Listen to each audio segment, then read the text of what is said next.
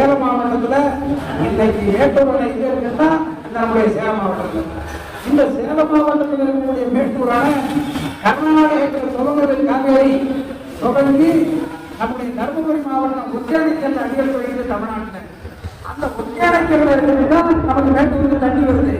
அந்த காவிரி தருமபுரியில் அடியெடுத்து வச்சாலும் அந்த காவிரிக்கு தருமபுரி மண்டலத்துக்கு பயன்படுத்தாங்கன்னா இல்ல.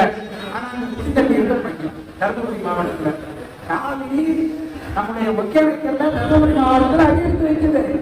அவ்வளவு தண்ணி வருது. வெள்ளக்காடுகள்ல பல லட்சம் டிஎம்சி தண்ணீரை கொண்டு போய் கடந்து போறாங்க. அந்த தண்ணி பூரா எப்படி போகுது தெரியுங்களா? எங்க ஊர் வழியாக ஒரு கொள்ளலை. நான் கொள்ளலை கரையில முடியல. காவிரியினுடைய உபதநிதியான கொள்ளக்கரையில எங்களுடைய கிராமம் இருக்குது. பல லட்சம் கனஅடி தண்ணி எங்க ஊர் வழியாக தான் கொடுக்குறாங்க. ஆனா அது ஒரு சொட்டு தண்ணி கூட அங்க பயன்படல. எல்லாம் கடற்கரை போய் கிடக்கு.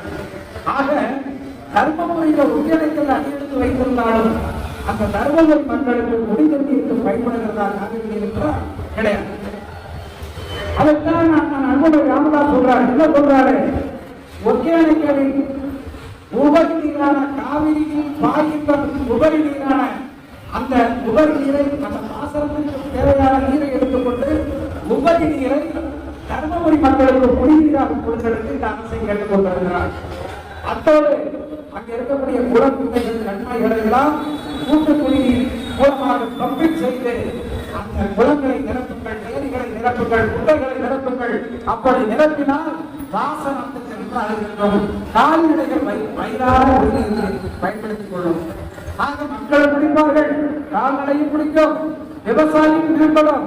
தர்மபுரி மாவட்டத்து மக்கள் பெங்களூருக்கு பழப்பு நடக்க போக மாட்டாங்க. இதுதான் அங்க உள்ள நிலைமை. இதுக்காக நம்முடைய வேலுசாமி அவர்களுடைய தலைமையில உழவர் பேரியக்கம் 10 லட்சம் விவசாயிகளிடத்திலே கையெழுத்து பெற்று அந்த கையெழுத்தை அந்த அன்புமணி ராமதாஸ் அவர்களுடைய தலைமையில நாங்கள் எல்லாம் சென்று இந்த மாவட்டத்தை அமைச்சர் முதலமைச்சர் எடப்பாடி பழனிசாமி அவர்களிடத்திலே தலைமைச் செயலகத்தில் கொண்டு கொடுத்தோம். அவரும் வாஞ்சியோடு பார்த்தார்.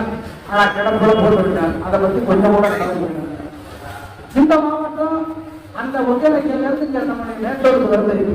இவ்வளவு தண்ணீர் தேக்கினா எல்லா ஆற்றுக்கும் பிரிச்சு விடுறாங்க. அந்த மேட்டூர்ல இருக்கக்கூடிய சேலம் மாவட்டத்தில் இருக்கக்கூடிய அந்த மேட்டூர் தண்ணீர் குடிநீர் அந்த சேலம் மாவட்டத்துக்கு கிடைக்கிறதா இல்லை, ஆசனத்துக்கும் இல்லை, குடிநீருக்கும் இல்லை. அப்படி நம்ம மாவட்டத்துல காவேரியுடைய அணை மேட்டூர் இருக்குது.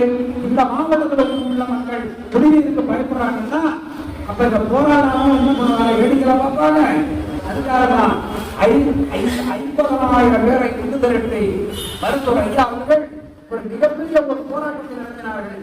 ஆனால் இந்த அரசாங்கம் கொஞ்ச தூரம் பாசனத்துக்கு கொடுத்துவிட்டு நீங்க இந்த மாவட்டத்தை வெற்றித்துக் கொண்டிருக்கிறார்கள். ஆகவே தோழர்களே, இந்த சேலம் மாவட்டத்தில் இருக்கக்கூடிய குளம், குட்டை, கண்மாய்கள் எல்லாம் காவிரி நீர் உபரி நீர் இங்கு வர வேண்டும். அதை கொண்டு வந்து சேர்க்கக்கூடிய பணியை இந்த அரசாங்கம் செய்ய வேண்டும். அதே நேரத்தில் இந்த பகுதியில தென்னை, சோளம், மற்ற வாழை, நெல் போன்ற பயிர்கள் எல்லாம் பயிரிடப்படுகிறது. இதுக்கு போதிய விலை இந்த அரசாங்கம் கொடுக்கிறதா என்றால் நிச்சயமாக கிடையாது. இங்க ஒரு வெள்ளாரி வெள்ளி என்ற ஒரு ஊர்ல தொடக்க வேளாண் கூட்டுறவு, அந்த தொடக்க வேளாண் கூட்டுறவு எதுக்காக இருக்குன்னா ஏழை விவசாயிகளுக்கு, தகுதியுள்ள விவசாயிகளுக்கு சர்டிபிகேட்டை வாங்கி கொண்டு கடன் கொடுத்து விவசாயம் மேம்படுத்துவதற்காகத்தான் தொடக்க வேளாண்மை கூட்டுறவு இருக்கிறது. அந்த தொடக்க வேளாண்மை கூட்டுறவுல கல்வி இல்லாதவர்களுக்கெல்லாம் கடனை கொடுத்திருக்கிறார்கள், நகை கடனை கொடுத்திருக்கிறார்கள். மிகப்பெரிய ஊழல் நடந்திருக்கிறது. இதை கண்டித்து போராட்டம் நடத்தியிருக்கிறார்கள். நடவடிக்கை எடுக்கிறது என்று சொன்ன அதிகாரிகள் எல்லாம் தூக்கி கொண்டிருக்கிறார்கள். இதுதான் திராவிட மாடல் அரசு. ஆகவே இதை பற்றியும் இந்த மாநாட்டில் விவாதிப்போம். ஆகவே இந்த சேலம் மாவட்டத்தில் இருக்கக்கூடிய இந்த பிரச்சனைகளுக்கு ஒரு முற்றுப்புள்ளி வைக்க வேண்டும். இந்த மாவட்ட மக்களுக்கு மட்டும் அந்த மாநாட்டிலே விவாதிக்கவில்லை. வேலூர் மாவட்டத்திலே, ராணிப்பேட்டை மாவட்டத்திலே, திருப்பூர் மாவட்டத்திலே உள்ளக்கூடிய பாலாற்று பிரச்சனை தீர்க்கப்படாமல் இருக்கிறது. அந்த பிரச்சனை சம்பந்தமாக அண்ணன் அன்புமணி ராமதாஸ் அவர்கள் மட்டுமல்ல, அதற்கு முன்பு 40 ஆண்டுகளுக்கு முன்னால் இந்த இயக்கத்தை நிறுவிய மருத்துவர் ஐயா அவர்கள் மிதிவண்டி ஊர்வலத்தை நடத்தி ஆயிரக்கணக்கான இளைஞர்களோடு ஊர்வலமாக சென்று ஒரு பரப்புரை பயணத்தை மேற்கொண்டு அரசுக்கு கோரிக்கை வைத்தார்கள். இந்த அரசானது அந்த காலாத்திலே தடுப்பணையை 10 கிலோமீட்டர் அல்லது 5 கிலோமீட்டருக்கு இடையிலே ஒரு தடுப்பணையை கட்டி வெள்ள காலங்களில் மழை காலங்களில் நீராக கடலிலே கலக்கக்கூடிய அந்த நீரை தேக்கி நீர்வள ஆதாரத்தை பெருக்கி அந்த மண்ணை வளர்க்கக்கூடிய மண்ணாக மாற்ற வேண்டும் என்பதற்காக அந்த கோரிக்கை வைத்தார்கள். அந்த அரசாங்கம் செய்யவில்லை. அதே போல காவிரி நீர் பிரச்சனை தலைவிரித்து ஆடுகிறது. நஞ்சையும் கொஞ்சையும் கொஞ்சம் விளையாட தஞ்சை மாவட்டம் நஞ்சையும் கொஞ்சம் காவிரியிடம் கையேந்துகிற மாவட்டமாக மாறிவிட்டது. காரணம், காவிரியில தண்ணீர் இல்லை, வானத்தில் பருவமழை கிடையாது. இப்ப மழை கழிச்சிருக்கு. எங்க ஊரெல்லாம் காத்துல மழை, அவ்வளவு மழை காத்து, பச்சை பயிர் கூட எல்லாம் வீணாகிட்டு அழிக்கின்றது. மழை காலத்தில் இருக்க அந்த பகுதியில இருக்கக்கூடிய குடிசைகள்லாம் கூட விழ போகுது. அப்படிப்பட்ட ஒரு அவல நிலை. ஆக இந்த பருவ காலங்கள் வாய் பேச்சு எடுத்தது காட்சி தருகிறது. ஆக இந்த காவிரியில தண்ணீர் இல்லாத காலங்களில் 5 கிலோமீட்டர் 10 கிலோமீட்டருக்கு ஒரு தடுப்பணையை கட்டி நீர்வள ஆதாரத்தை பெருக்க வேண்டும் என்று அண்ணன் அன்புமணி ராமதாஸ் அவர்கள் சொல்கிறார்கள். காவிரி உருவாகக்கூடிய அந்த அணை மேட்டூரில் இருந்து காவிரி கொண்டு போய் கடலிலே சங்கமிக்கிற கண்ணகி பிறந்த பூம்புகார் வரை பரப்புரை பயணத்தை மேற்கொண்டு இந்த நாட்டுக்கு இந்த அரசுக்கு கோரிக்கை வைத்தார்கள். இந்த காவிரி நீரை தேக்கி 5 கிலோமீட்டர் 10 கிலோமீட்டருக்கு ஒரு தடுப்பணை கட்டி இந்த நீர்வள ஆதாரத்தை பெற்க வேண்டும் என்று சொன்னார்கள். செய்யவில்லை இந்த அரசாங்கம்.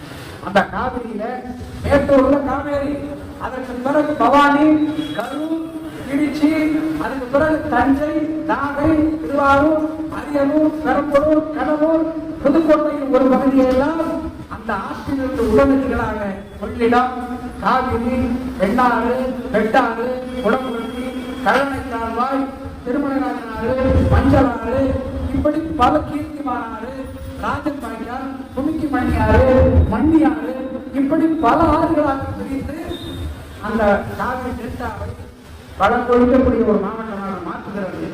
இன்றைக்கு மழை பெய்கிறது.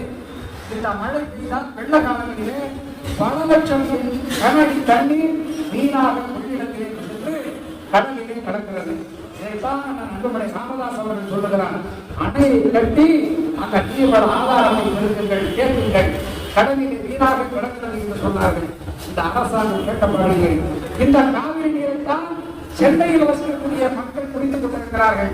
வடவாறு என்ற ஒரு ஆறு அணக்கரையிலிருந்து பிரிக்கப்பட்டு கல்லணை, முக்கொம்புக்கு மேட்டூர், அதுக்கு அடுத்து முக்கொம்புக்கு அடுத்து கல்லணை, அதுக்கு அடுத்து அணக்கரை.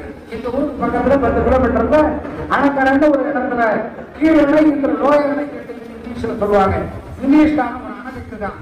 அந்த அணையிலிருந்து பிரிச்சு வடவார்ந்து ஒரு ஆறு வீராண ஏரியை போய் வீராண ஏரியிலிருந்து பம்பிங் மூலமாக கூட்டு குடிநீர் திட்டத்தின் மூலமாக சென்னை மாநகரத்தில் வசிக்கக்கூடிய மக்கள் குடிநீருக்கு இந்த காவிரி நீர் தான் பயன்படுத்துகிறார்கள். இப்படிப்பட்ட இந்த ஒரு நிலையில காய்கின்ற போது போதுமான தண்ணீர் இல்லை. இப்ப நம்ம கிராமத்துல ஒரு பழமொழி சொல்லுவோம், வழிமடை எனக்குன்னா வாய்மடை எனக்கு ஒரு உண்டா இல்லையா? அந்த வெள்ள நீரை இந்த காவிரி உரிமை கர்நாடக அரசுக்கு இருக்குது. அப்ப பாசனத்துக்கு தேவையான தண்ணியை நமக்கு கொடுக்கணுமா வேண்டாமா? உச்ச நீதிமன்றம் சொல்லியும் ஒரு ட்ரிபியூனல் சொல்லியும் கர்நாடக அரசு கேட்கல. இந்த தமிழ்நாட்டில் காவிரி நீரை கேட்டு பாட்டாளி மக்கள் கட்சி போராட்டம் நடத்தினால் திராவிட முன்னேற்ற அரசு நம்முடைய தோழர்களை சிறைப்படுகிறார்கள். அதே அதிமுக ஆண்டால் இதே போராடுகிற நம்மளை பிடித்து சிறையில் அடைகிறார்கள். ஆனால் கர்நாடகத்திலே அந்த கர்நாடகக்காரன் ஒரு சொட்டு தண்ணீர் கூட தமிழ்நாட்டுக்கு தரமாட்டேன் என்று போராட்டம் நடத்தினால் ஆளுங்கட்சியை சேர்ந்தவர்கள், எதிர்கட்சியை சேர்ந்தவர்கள் எல்லோரும் கொண்டு சேர்ந்து கன்னடர்கள் என்ற போர்வையிலே தமிழகத்திற்கு ஒரு சொட்டு தண்ணீர் கொடுக்கக்கூடாது என்பதிலே ஓரணியில் இருக்கிறார்கள். இந்த பாழா போன தமிழர்கள் தான் கட்சியா, மதத்தா, ஜாதியா கூறு போடப்படுகிறார்கள். பாட்டாளி மக்கள் கட்சி போராடுகிறது. அதை ஆதரிக்கக்கூடிய அரசாக இல்லை, ஆதரிக்கக்கூடிய அரசியல் கட்சிகளும் கிடையாது.